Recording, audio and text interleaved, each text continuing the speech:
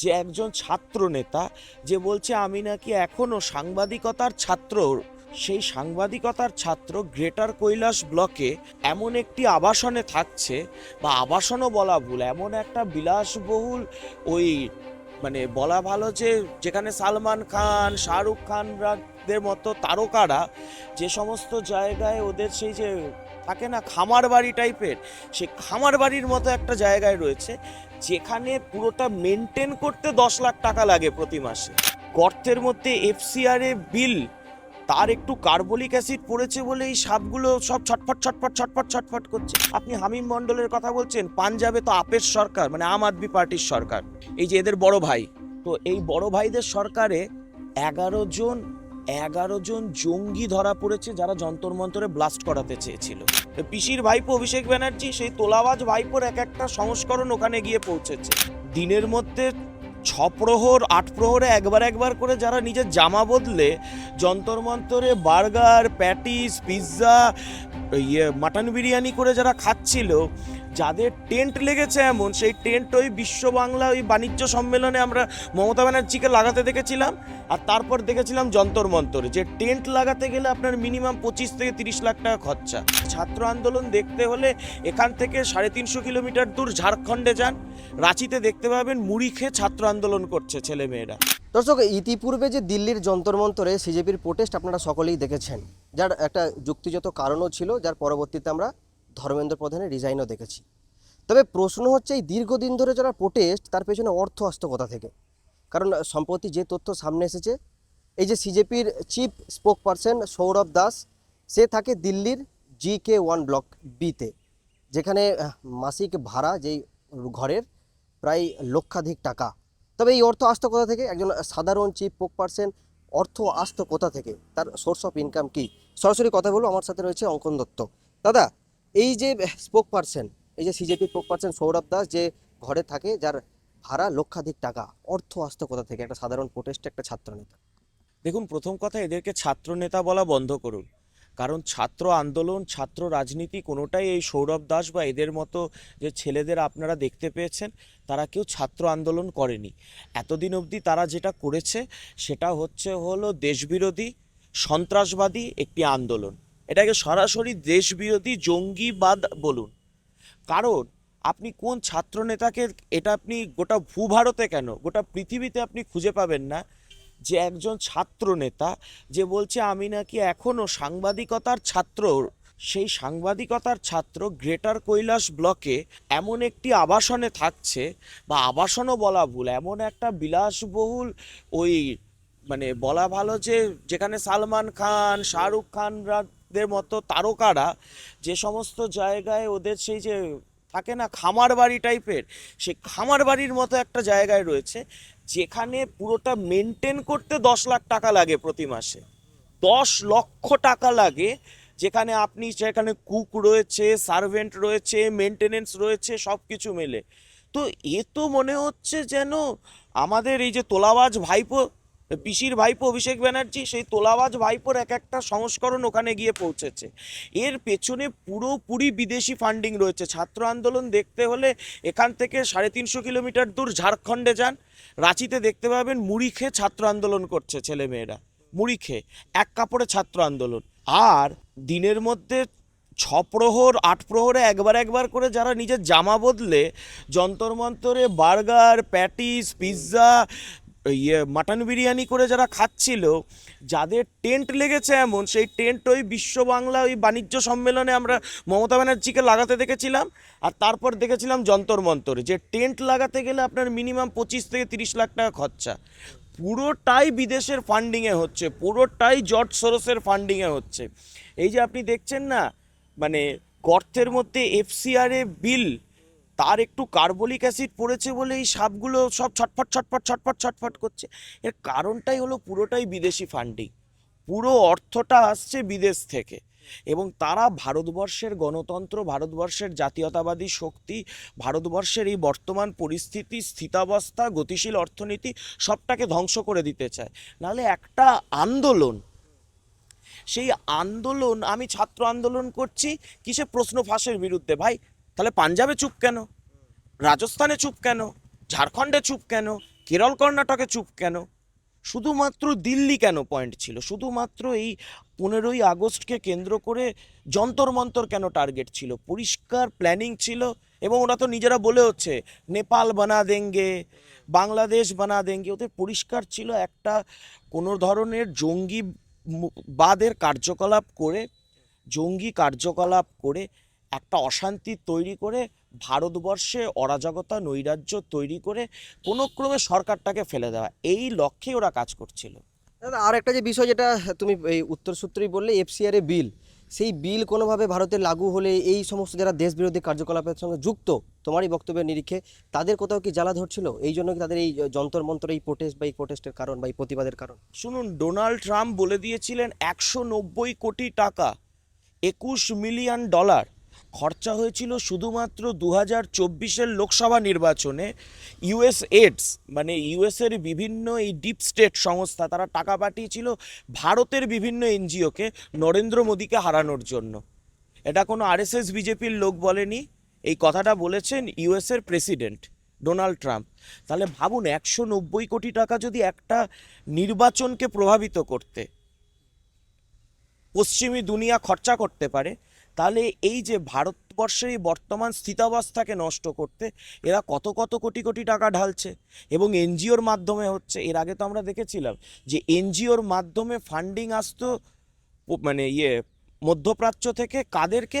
পাথর ছুঁড়ে যারা ওই কাশ্মীরে যারা পাথর বাঁধছিল তাদের যেন ঘর সংসার চলে, তাদেরকে এনজিওর মাধ্যমে টাকা পাঠানো হতো। তো সুতরাং ভারতে যে সমস্ত বিচ্ছিন্নতাবাদী কার্যকলাপ ছিল পুরোটাই এনজিওর মাধ্যমে ফান্ডিং করে কখনো পশ্চিমী দুনিয়া কখনো মধ্যপ্রাচ্য টাকা পাঠাতো। ভারতকে ডিস্টেবিলাইজ করে দিতে হবে, ভারতকে নষ্ট করতে হবে, ভারতের এই বর্তমান অবস্থাকে নাড়িয়ে দিতে হবে।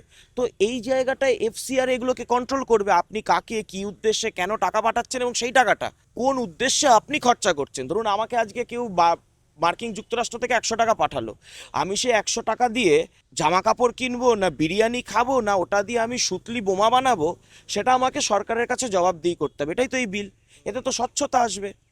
আমি একটা টাকা পাচ্ছি, আপনি যে টাকা রোজগার করেন, আপনি সাথে আইটি ফাইল করেন না, ইনকাম ট্যাক্সের ফাইল দেন, তো তো এখানেও সেমন আসবে। এনজিও মানে তো এটা নয় এনজিওর মধ্যে দিয়ে যা খুশি তাই করা যায়।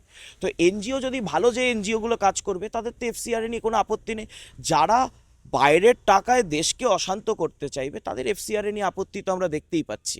আচ্ছা, এই যে সিজেপির প্রোটেস্ট আমরা দিল্লি যন্তর মন্তর দেখলাম, এর পরবর্তীতে কলকাতাতেও দেখলাম, যেখান থেকে নেতৃত্ব দিয়েছে বাম যেসব ছাত্রনেতার দল যারা রয়েছে, বামপন্থী দলগুলি।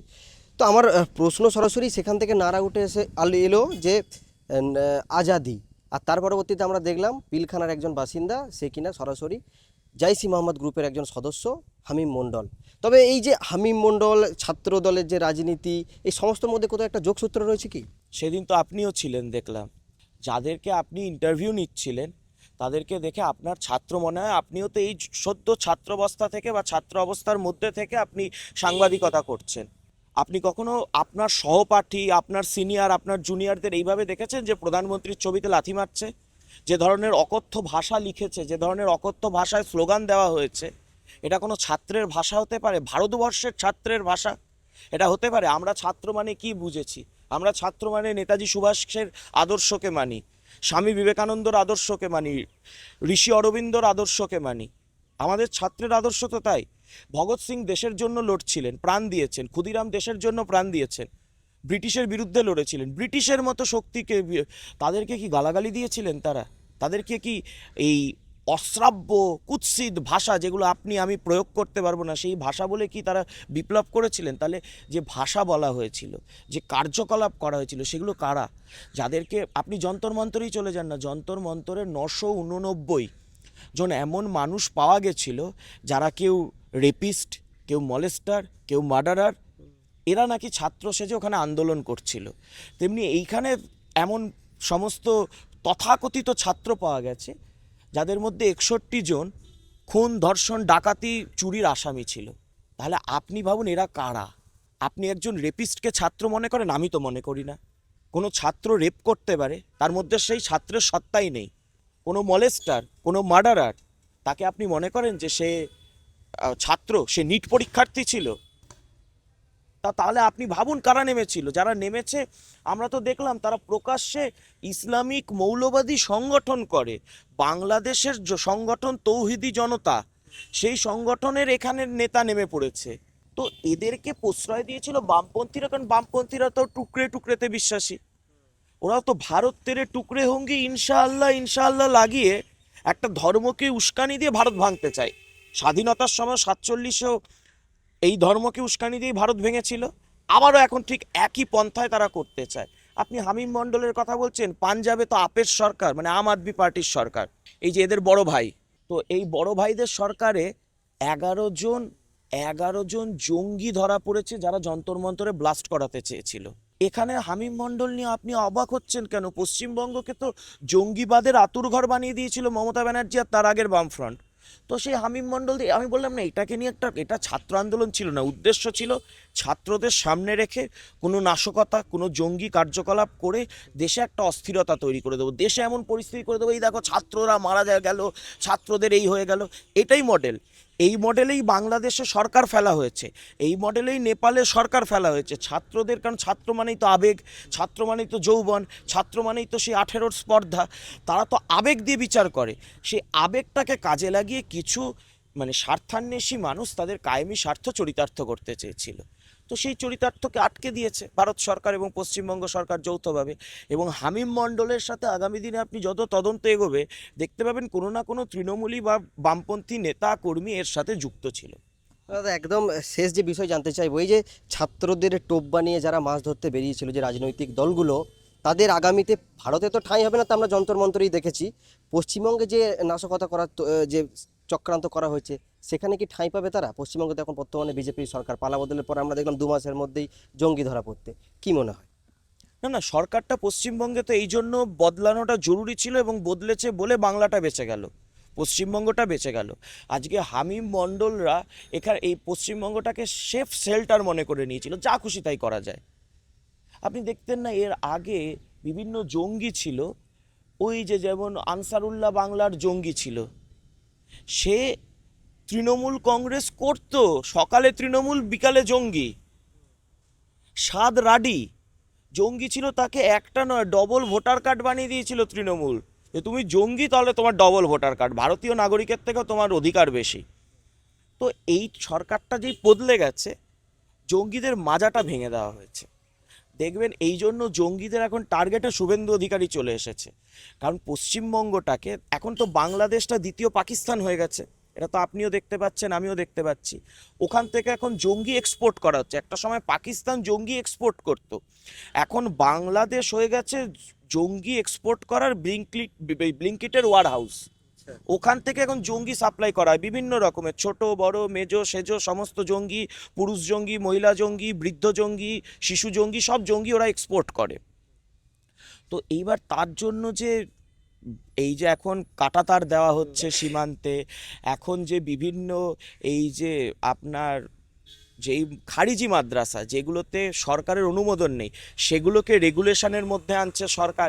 এই জন্যই তো হামিম মণ্ডলরা গর্ত থেকে বেরিয়েছে। এদের বড় কোনো প্ল্যান ছিল, এরা ছোটোখাটো প্ল্যান ছিল না। এরা দেখতেন নাশকতা করে এই সরকার এই দলকে বদনাম, শাসক দলকে বদনাম করে কোনো একটা পাকিস্তানের স্বার্থ সিদ্ধি করতে। নাহলে আপনি বলুন তো, যন্তর মন্তরে প্রতিবাদ হচ্ছে, পাকিস্তানে কেন মিছিল বেরোবে যন্তর মন্তরের সমর্থনে? বাংলাদেশে কেন মিছিল বেরোবে? জামাতের ছাত্র শিবির কেন মিছিল করবে? পুরো যে উপমহাদেশের জঙ্গি নেটওয়ার্ক সেটা এক জায়গায় চলে এসেছিল ভারতকে ডিস্টেবিলাইজ করার জন্য, সেটা ভেস্তে দেওয়া হয়েছে। আর পশ্চিমবঙ্গে এখন বাবরের সরকার নয়, পশ্চিমবঙ্গে এখন ভারত মাতার সরকার রয়েছে, শ্যামাপ্রসাদের সরকার রয়েছে। এখানে জঙ্গিদের কোনো ঠাঁই নেই। জঙ্গি হয় জেলে, না হলে কবরে থাকবে, এর বাইরে কোথাও জঙ্গি থাকবে না।